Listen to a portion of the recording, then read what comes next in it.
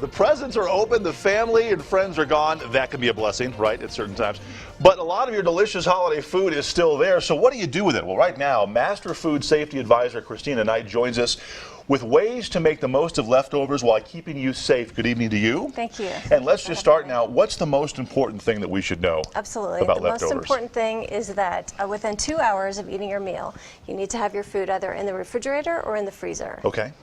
2 hours. 2 hours, absolutely. It's a big window, but you tend to have a couple of cocktails and you might forget about it. You put the stuff in the kitchen. Exactly. You're talking, right? But Right. 2 hours, 2 hours. get the food in. So what are some tips when it comes to that? Because there's some prep work that goes into this, right? Absolutely. Okay. Yes. So first of all is to make sure that you're storing your food in shallow containers. Okay. Because the idea is to dissipate as much heat as quickly as possible. Separate any dressing from roast that you've made, and then take your gigantic piece of roast meat and cut it into smaller pieces. Again, the idea is to dissipate as much heat as possible. Interesting. Okay. So you recommend then before you store it, you should lose all heat.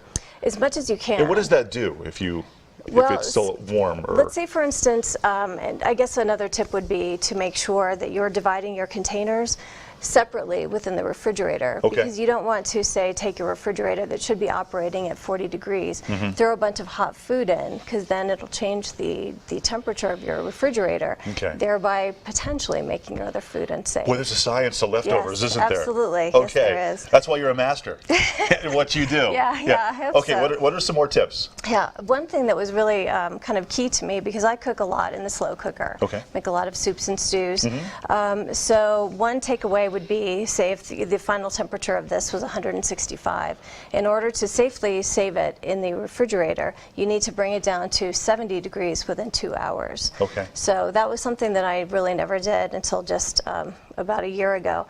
And some easy ways to do that would be to take a liter bottle, keep it stored in the freezer, and then just stick it in your pot and kind of swirl it around. Interesting. Keep stirring to kind of get that temperature down quickly. Now, the website and phone number on the screen right now, if you have any questions or concerns, you can contact them. You can contact Christina as well. And how long can we keep leftovers? Yes, ideally 3 to 4 days in the refrigerator, and then you can store them for quite a long period of time in the freezer, but for the best quality, probably 2 to 6 months. 2 to 6 months? Yes. Wow, okay. Yes. And when it's time to eat those, what do we do? Yes, make sure that they've been thawed properly if they've been in the freezer, and then otherwise you want to bring any sauces or gravies up to a full rolling boil. Okay. And then also make sure that any food is at least 165 degrees at an internal temperature.